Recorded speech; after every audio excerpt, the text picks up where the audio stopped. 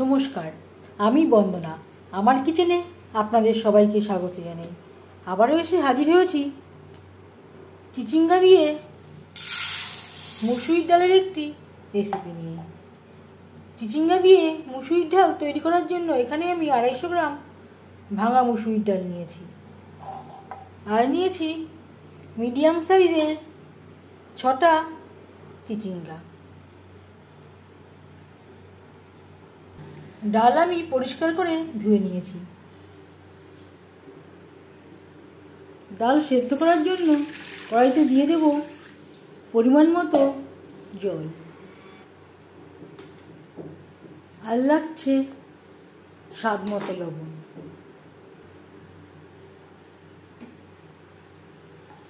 আর দিয়ে দেব ধুয়ে রাখা মুসুরির ডাল।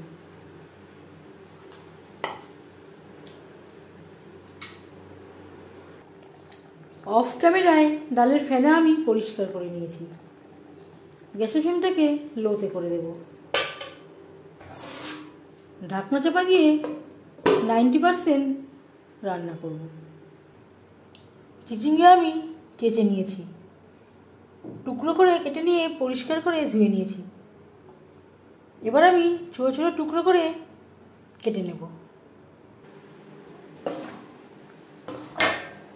ডাল প্রায় 90% কুক হয়ে গেছে। গ্যাসের ফ্লেমটা বন্ধ করে দেব। একটা পাত্রে উঠিয়ে নেব। চিচিঙ্গা আমি এইভাবে গোল করে আর পাতলা করে কেটে নিয়েছি। দিয়ে দিলাম 2 চামচ রিফাইন্ড অয়েল, 3টে শুকনো লঙ্কা যেটা আমি টুকরো করে নিয়েছি,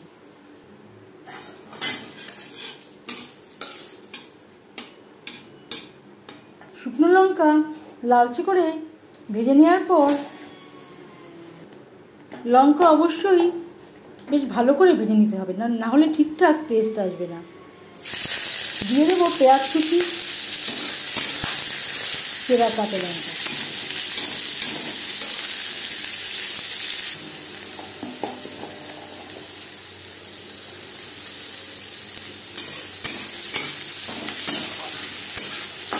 মিডিয়াম সাইজের 2টো পেঁয়াজ আমি অ্যাড করলাম,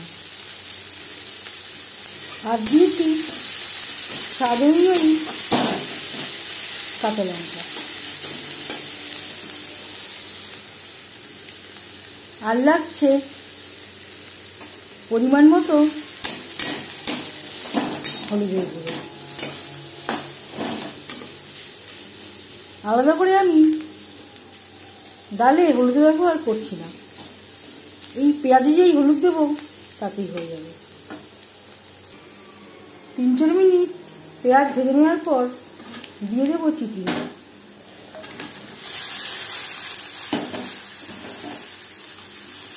এই রান্নাতে অবশ্যই পেঁয়াজের ব্যবহার করলে এর স্বাদটা অনেকটাই বেশি ভালো হবে। তবে আপনারা যদি পেঁয়াজ ছাড়া তৈরি করতে চান, লঙ্কার সাথে অবশ্যই 5 ফোড়ন বা জিরে দিয়ে তৈরি করতে পারেন। আর লাগছে লবণ। এর আগে একবার ডাল সেদ্ধ করার সময় লবণের ব্যবহার করেছিলাম, সেটা মাথায় রাখতে হবে। পেঁয়াজের সাথে চিচিঙ্গা মিডিয়াম ফ্লেমে 3-4 মিনিট রান্না করব। এভাবে একটু ঢেকে দেব যাতে চিচিঙ্গাটা 50% কুক হয়ে যায়।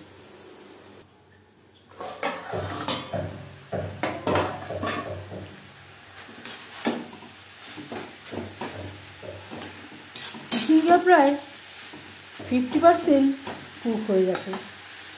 এই পর্যায়ে দিয়ে দেব ডাল। এখানে আমি সামান্য পরিমাণে ডাল রেখে দিয়েছি, পুরো ডালটা আমি অ্যাড করলাম না, এটা আমার অন্য কাজে লাগবে। হাই টু মিডিয়াম ফ্লেমে আরও 4-5 মিনিট রান্না করব।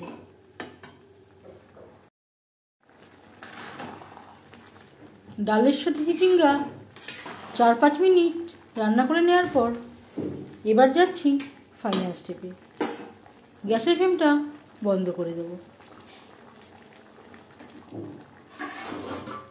ঢাকনা চাপা দিয়ে 5 মিনিট স্ট্যান্ডিং টাইমে রেখে দেব।